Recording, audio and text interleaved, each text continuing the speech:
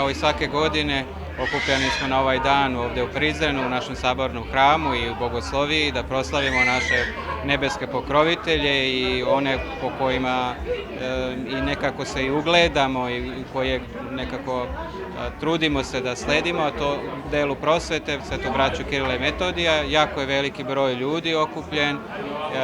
Za nas je ovo poseban dan i posebno za ovu našu zajednicu u Prizrenu.